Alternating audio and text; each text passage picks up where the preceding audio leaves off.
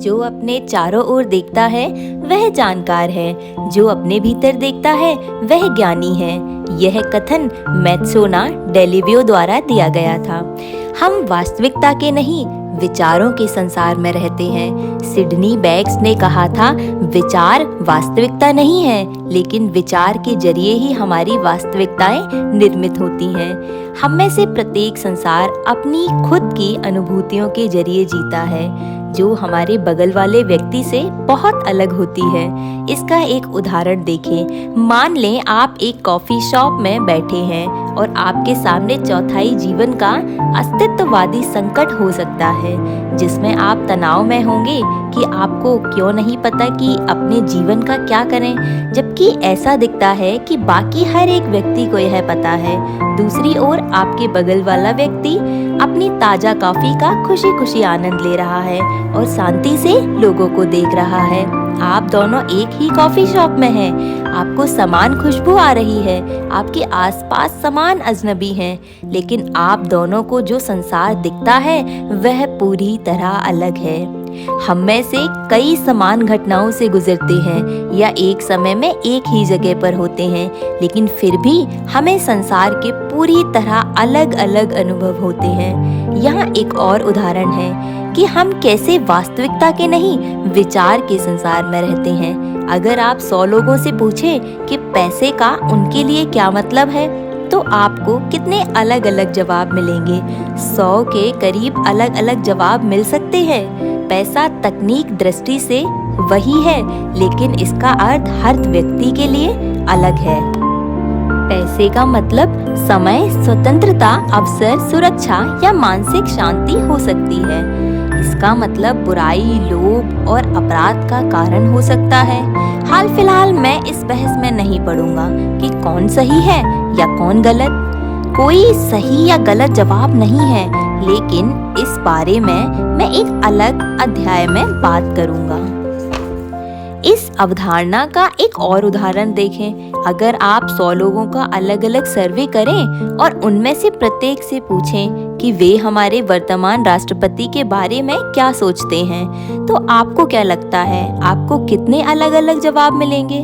हालांकि हम एक ही व्यक्ति के बारे में बात कर रहे हैं, लेकिन हमें 100 अलग जवाब मिलेंगे, क्योंकि ज्यादातर लोग अपने खुद के विचारों और संसार की अनुभूतियों में रहते हैं। हम किस घटना का अर्थ देते हैं, उसी से तय होता है कि हम अंततः इसके बारे में कैसा महसूस करते हैं।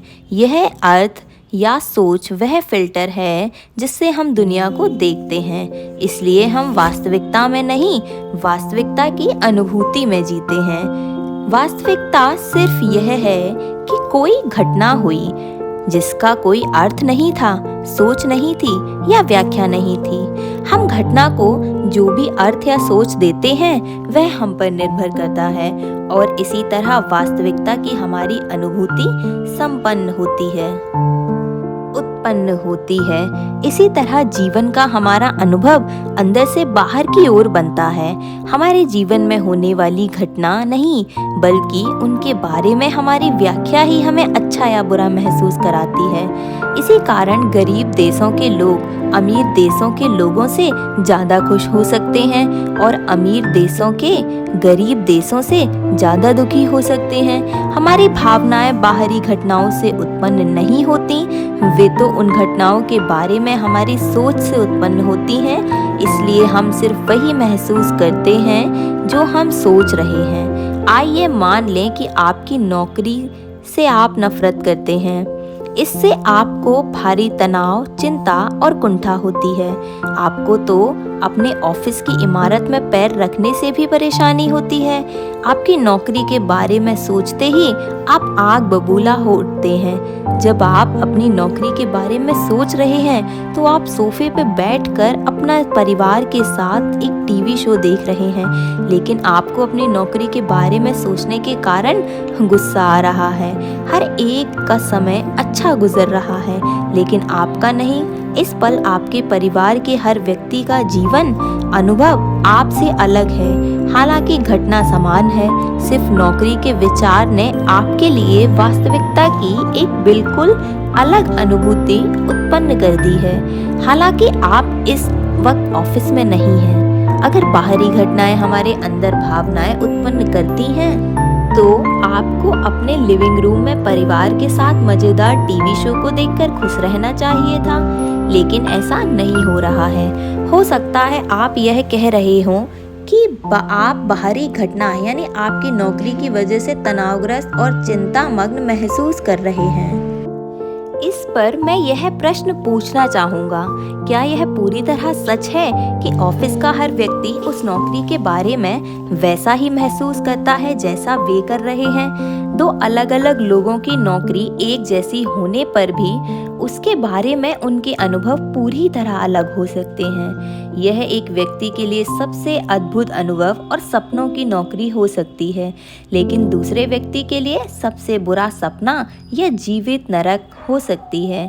एक व्यक्ति और दूसरे व्यक्ति के बीच एकमात्र अंतर यह है कि वे अपनी नौकरी के बारे में अलग अलग सोचते हैं, जिससे यह तय होता है कि वे अंततः इसके बारे में कैसा महसूस करते हैं। आइए अपनी नौकरी से नफरत करने के मूल परिदृश्य की ओर चलते हैं। याद करें कि इसके बारे में सोचते समय आप कितना ज्यादा तनाव, चिंता और कुंठा महसूस करते हैं। आइए नीचे दिए प्रश्न का जवाब देकर फटाफट विचार प्रयोग करते हैं।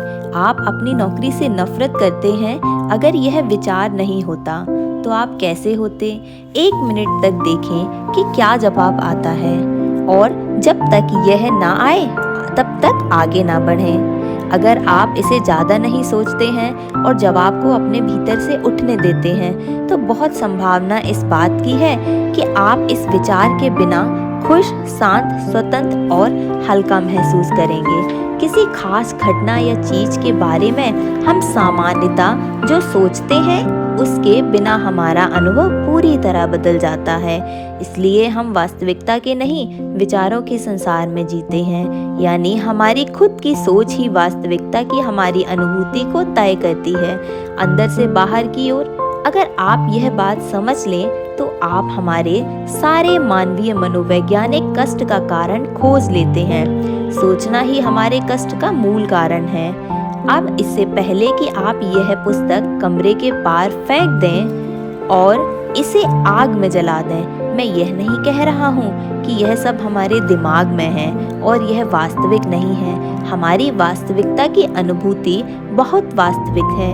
हम जो सोचते हैं उसे हम अवश्य महसूस करेंगे, और हमारी भावनाएं वास्तविक हैं, इससे कतई इनकार नहीं किया जा सकता। हमारा सोचना हमें अवश्यम भावी अपरिवर्तनीय वास्तविकता जैसा दिखेगा, जब तक कि हम यह नहीं देखते कि हमारी वास्तविकता कैसे उत्पन्न होती है।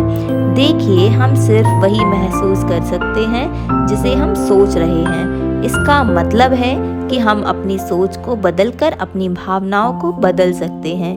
यानी हमारे सोचने से ही अंततः हमारे जीवन के अनुभव उत्पन्न होते हैं। और अगर यह सच है तो हम किसी भी पल अपने पूरे जीवन का कायाकल्प करने और अलग अनुभव करने से सिर्फ एक विचार दूर होते हैं, शून्य विचार की अवस्था के जरिए।